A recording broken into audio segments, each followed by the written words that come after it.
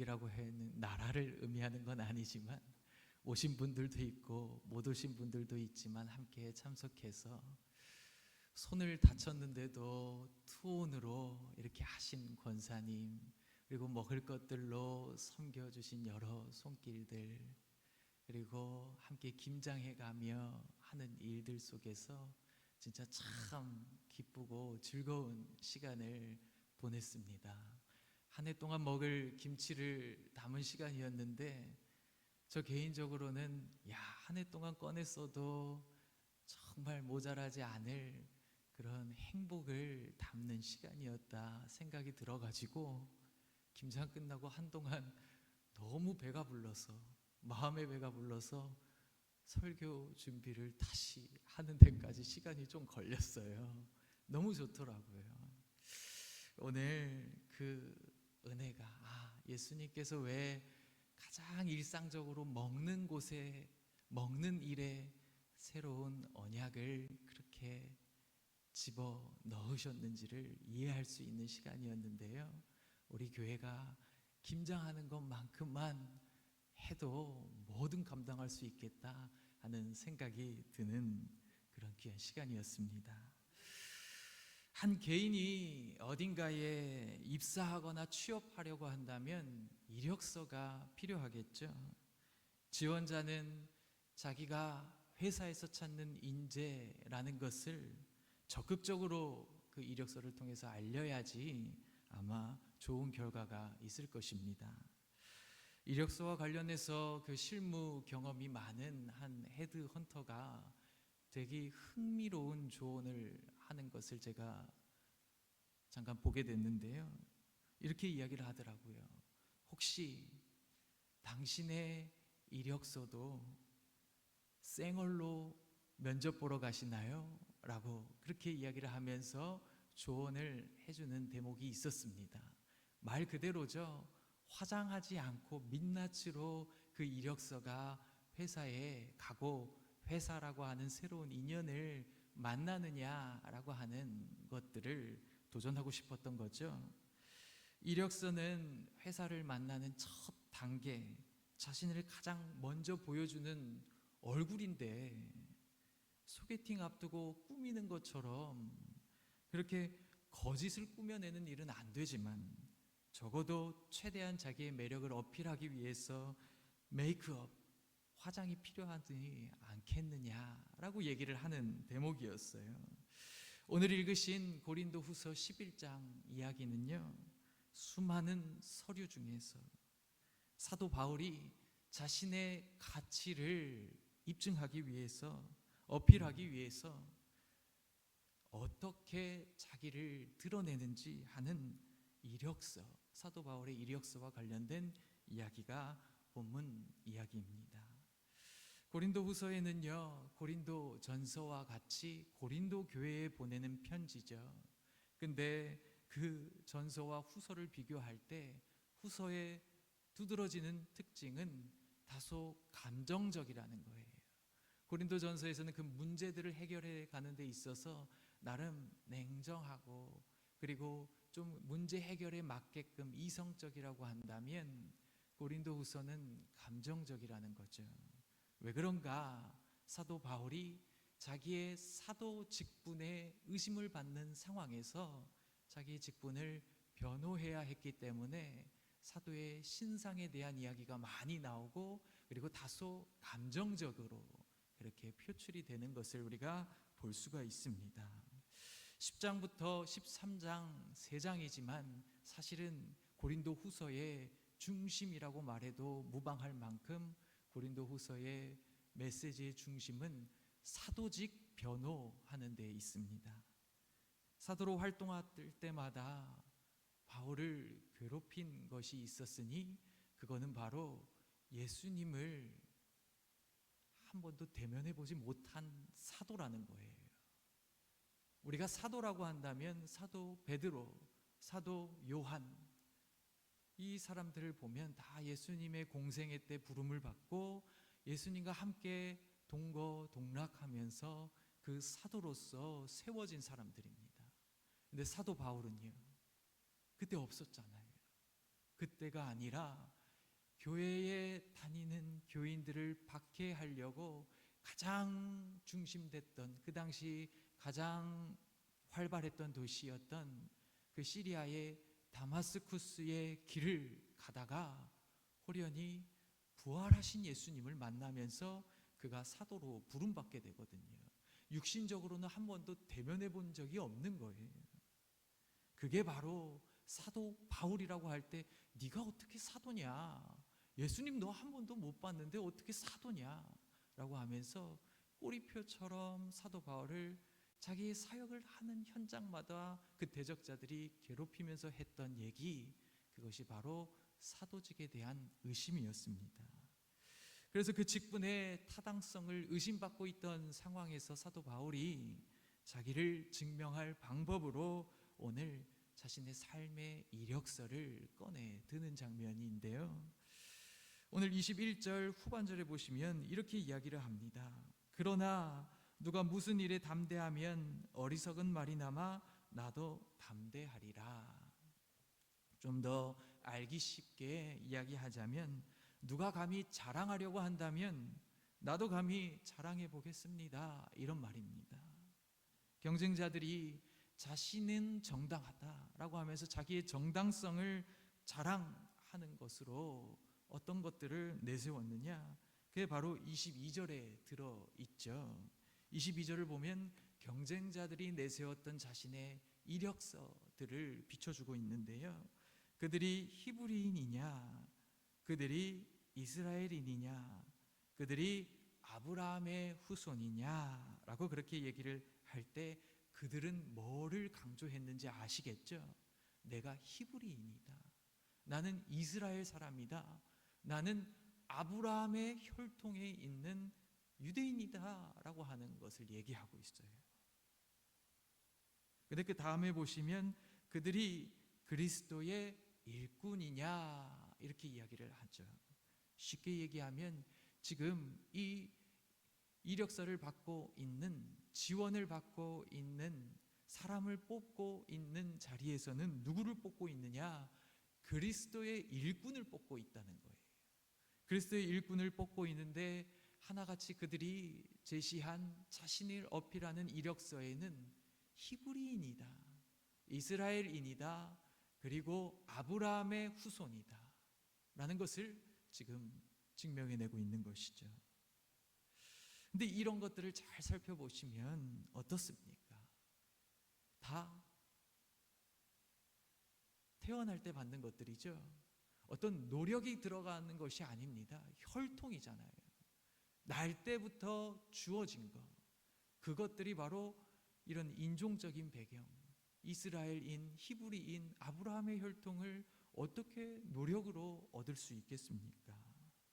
자신들이 그리스도의 일꾼을 뽑는 자리에 자기를 증명하기 위해서 내세운 것이 바로 물려받은 것, 처음 날 때부터 주어졌던 유대인의 유산을 지금 강조했다는 것을 알 수가 있죠.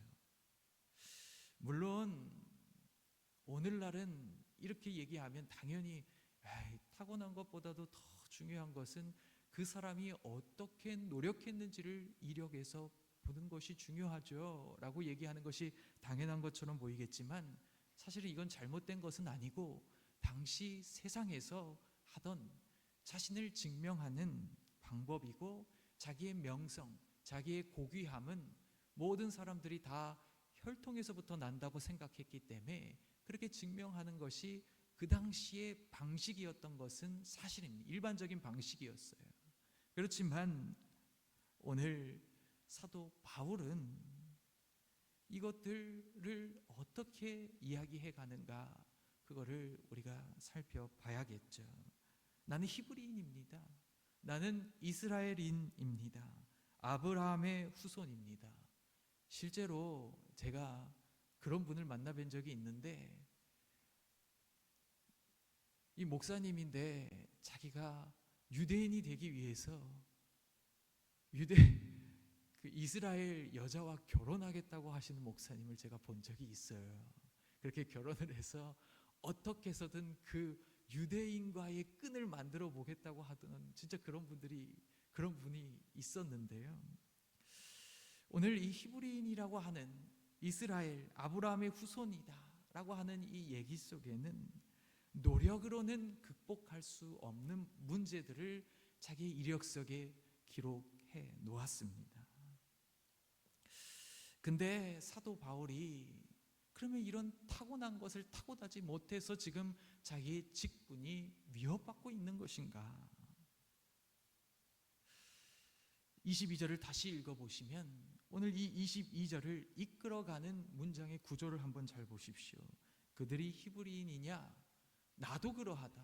이스라엘인이냐? 나도 그러하다. 아브라함의 후손이냐? 나도 그러하다. 나도 세 번에 걸쳐서 얘기하는 나도 그러하다라고 하는 얘기는 사도 바울은 가지지 못했는데 우리가 가졌다고 하는 그런 어필들이 아니라는 걸 알 수가 있죠. 사도 바울도 타고나기를 잘 타고났다는 것을 알 수가 있습니다. 그러니까 이 말들은, 이런 이력서들은 그리스도의 일꾼을 뽑는 자리에서는 어떤 것과 같냐? 21절 후반절에 어리석은 말이다 라고 얘기를 하는 거예요. 이런 이력서들은 어리석은 이력서들이다. 왜 그렇습니까? 그리스도의 일꾼을 뽑는 자리에서는 이 이스라엘인이고 히브리인이고 아브라함의 혈통이라고 하는 것이 아무것도 증명해내지 못한다는 얘기를 하는 거예요. 말 그대로 그리스도의 일꾼을 뽑는데 히브리인이면 어떻고 이방인이면 어떻습니까? 그렇죠? 아브라함의 혈통만 그리스도의 일꾼이 되는 건 아니잖아요. 아브라함의 혈통이어도 예수님이 어떤 분이시고 뭘 원하시는지를 모르는 혈통이라고 한다면 그게 자연스럽게 일꾼이 될 수 있을까요? 그렇게 될 리 만무하죠. 그러니까 지금 이런 이력서들은 쉽게 얘기하면 예수님 유대인이셨잖아. 나도 유대인이잖아. 그러니까 나는 충분한 자격이 있어 얘기하는 거랑 똑같은 말이에요. 아무것도 증명해내지 못하고 아무것도 어필하지 못하고 그 입사해야 할 회사에서 요구하는 조건도 아니라는 거죠. 그러면서 얘기하는 것이 이제 22절 후반절부터 23절 후반절부터 사도 바울이 얘기하는 것들인데요. 사실 사도 바울에게는 이력서에 대해서 두 가지 옵션이 있었습니다. 첫 번째 옵션이 무엇이냐? 그게 바로 빌립보서 3장 4절부터 6절까지의 말씀인데요. 띄워주시면 그러나 나도 육체를 신뢰할 만하며 만일 다른 이가 육체를 신뢰할 것이 있는 줄로 생각하면 나는 더욱 그러하다라고 얘기하면서 그 다음부터 뭐라고 얘기하냐? 5절 보시면 나는 8일 만에 할례를 받았다. 이스라엘 족속 중에 나는 베냐민 지파다.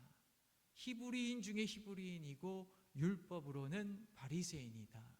그 다음 절을 보시면 교회를 박해했는데 내가 율법의 의로는 흠이 없었다라고 얘기를 하면서 자기가 율법에 대해서 얼마나 충실하게 살아왔는지, 배워왔는지, 그리고 당신네들이 얘기하는 히브리인 중에 나는 히브리인이고, 그리고 이스라엘 족속이라고 얘기하는 가운데서도 나는 아예 지파가 어딘지도 알고 있고, 그리고 난지 9일 만에 아니면 중간에 다 커서 부름받을 수 있는 그런 가능성도 있지만 나는 정통이다. 8일 만에 정확하게 할례 받은 유대인 중에 유대인이다. 그 얘기를 하는 이야기죠. 이게 바로 사도 바울의 차이나는 이력서입니다. 근데 이것은 빌립보서에서 자기의 과거를 회상하면서 얘기하는 대목이에요. 한마디로 얘기하면 이전에 내가 사용하던 이력서라는 거죠. 23절부터 얘기하는 것은 요즘, 그러니까 지금 벌어지고 있는 이 상황에서 쓰고 있는 이력서는 무엇이냐라고 할 때 동일하게 이렇게 얘기합니다. 그들이 그리스도의 일꾼이냐 정신없는 말을 하거니와 나는 더욱 그러하다라고 하면서 얘기하는 것이 수고를 넘치도록 하고 옥에 갇히기도 더 많이 하고 매도 수없이 맞고 여러 번 고생했던 자기의 이야기들을 이력서에 상세하게 기록하기 시작하는 겁니다. 40에 하나 감한매를 맞았다. 신명기에 보면 유대인들에게는 40이라고 하는 숫자를 넘겨서 때리면 안 됐어요. 그러면 그 형제를 정말 가슴으로 죽이는 거가 되기 때문에 40까지만 때리라 그랬어요. 아무리 잘못을 해도. 근데 그 40을 넘겨서 율법을 어길까 봐 유대인들은 하나 감한 매를 때려서 실수를 막으려고 했기 때문에 회당에서 40에 하나 감한 매를 때리는 겁니다. 그걸 5번이나 겪게 되고, 그리고 매 채찍으로 3번 태장으로 맞았다 그러잖아요. 그리고 돌로 맞기도 하고, 파손되기를 3번이나 바다에 파손되고, 그리고 일주야를 깊은 바닷속에서 거하기도 하고, 수도 없이 수고하고 애쓰고 자지 못하고 줄이고 목마르고, 이러한 애달픈 일들을 겪은 것이 내가 그리스도의 일꾼을 뽑는 자리에 지원하는 이력서의 이력의 내용이다 라고 지금 그렇게 사도 바울은 이야기를 하고 있는 것이죠. 쉽게 얘기하면 고난의 이력서입니다. 특별한 이력이지만 고난의 이력을 지금 사도 바울은 제시하고 있는 것이죠. 왜 이런 이력들을 그가 꺼내게 되었는가? 그것이 바로 28절, 29절에 나오는데요. 날마다, 아직도 날마다 내 속에 눌리는 일이 있다. 그건 모든 교회를 위해서 염려하는 거, 그게 아직도 나를 누르고 있다. 29절에 누가 약하면 내가 약해지지 않았더냐? 누가 실족해서 신앙적으로 상처를 받거나 어려움에 처하면 내 마음이 애가 타지 않았더냐? 라고 그렇게 사도 바울은 이야기를 하고 있는 것이죠. 왜 그랬다는 겁니까? 왜 그렇게 고난을 받았다는 겁니까? 모든 교회들에 대한 걱정 때문에, 자기가 세웠던 그 그리스도의 자녀들, 성도들, 그들을 생각하면서 자기가 너무 애가 타서 가만히 있을 수가 없었던 겁니다.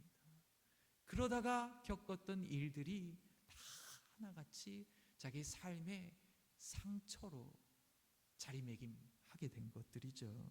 쉽게 얘기하면 이 그리스도의 일꾼을 뽑는 자리에 자기의 흉터를 내보이면서 예수님을 따라가려고 생겨진 상처들을 하나하나 꺼내기 시작하는 것이 사도 바울이 택한 그리스도의 일꾼을 뽑는 자리에서의 자기 어필 방법이었다는 겁니다. 사도 바울은 어떤 사람이었느냐? 아까 빌립보서에서 읽었잖아요. 율법의 의로 흠이 없기 위해서 했던 일이 교회를 박해하는 일이었습니다. 교회를 박해해 가는데, 근데 지금은 모든 교회들을 걱정하는 것 때문에 마음이 눌리고 애가 탄다고 얘기를 하는 이 정반대의 삶이 어디에서부터 비롯된 것인가? 사도 바울의 편지들을 살피면 여러 가지 이유들을 거론할 수 있겠죠. 근데 적어도 오늘 본문에 가장 근접한 데서 그 이유를 찾아본다고 한다면 고린도후서 12장 9절에 나와 있습니다. 육체의 가시와 관련해서 내 은혜가 족하도다 얘기하시면서 이제 사도 바울이 얘기하는 고백인데요. 이는 내 능력이 약한 데서 온전하여 짐이라. 내가 약할 때 크게 기뻐함으로 나의 여러 약한 것들에 대하여 자랑하리니 이는 그리스도의 능력이 내게 머물게 하려 함이라.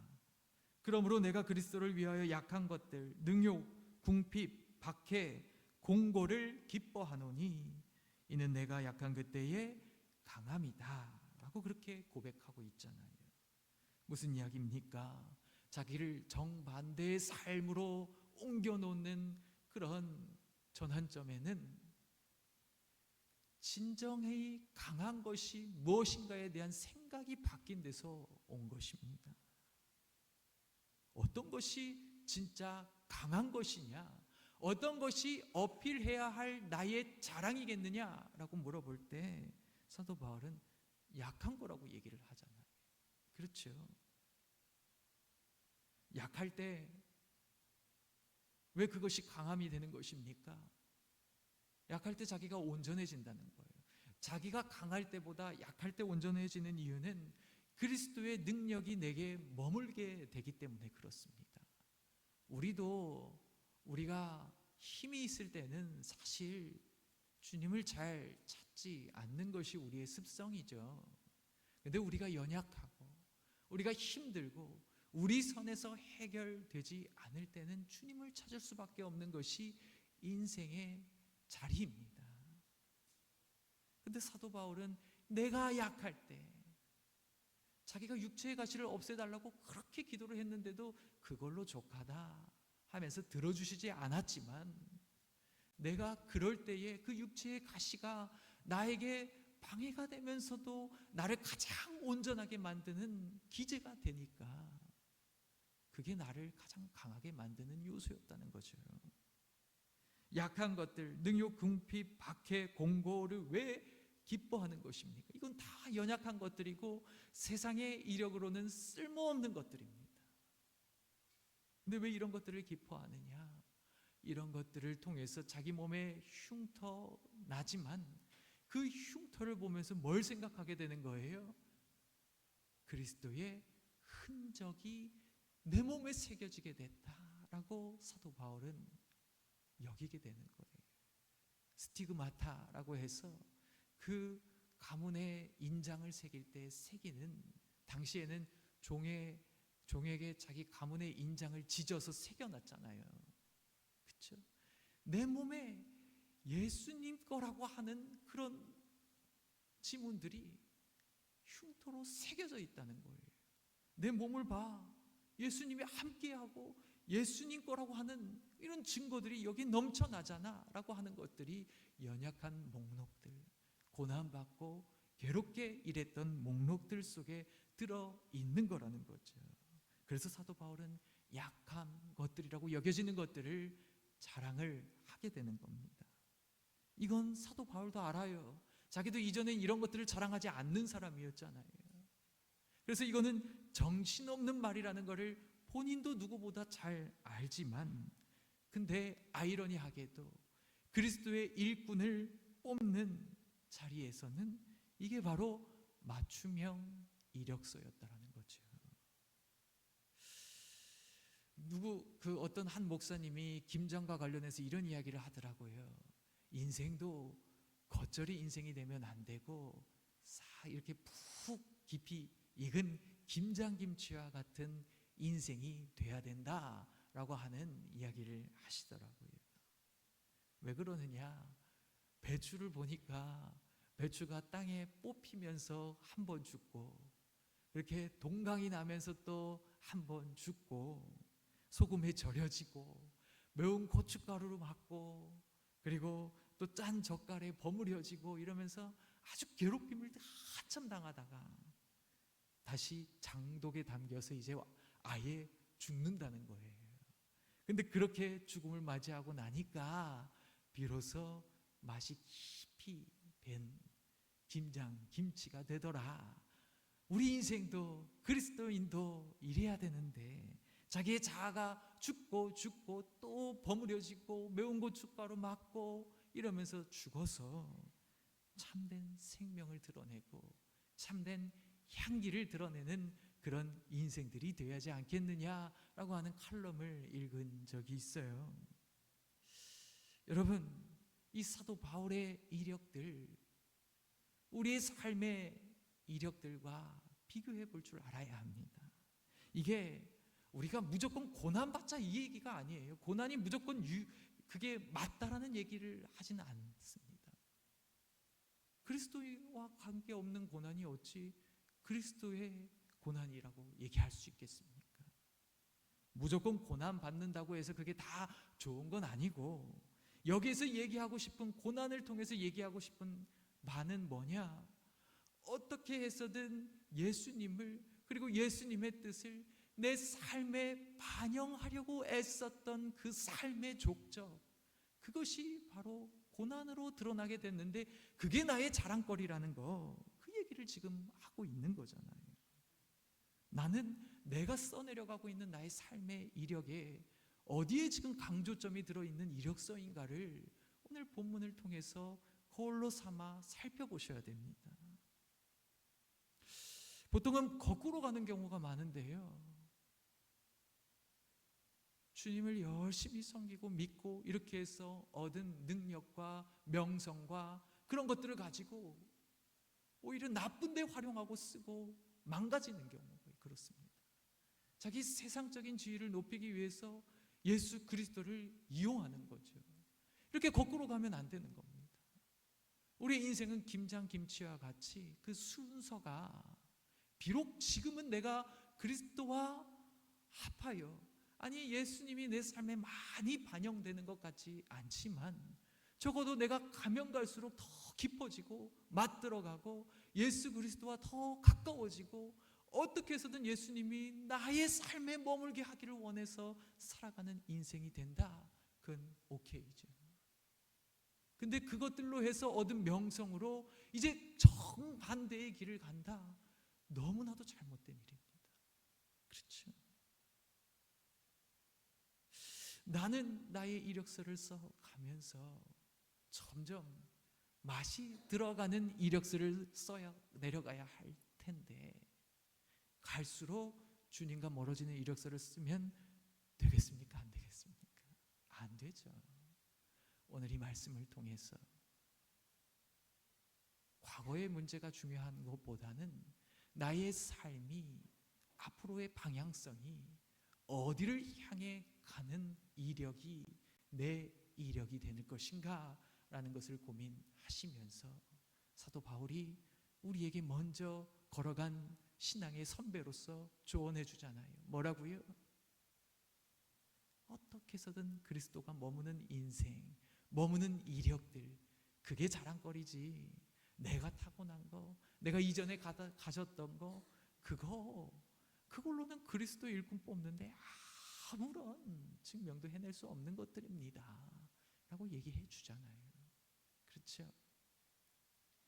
그것들을 가슴에 새기셔서 내 인생 점점 맛을 잃어가는 인생이 아니라 맛들어가는, 그리스도의 맛이 배어서 깊은 맛을 내고 깊은 향기를 내서 먹는 이들로 하여금도 즐겁게 기쁘게 하는 그런 귀한 그리스도의 향기 나는 인생으로 세워지겠다고 다짐하시는 저와 여러분들 되시기를 주님의 이름으로 간절히 축복합니다. 기도하겠습니다.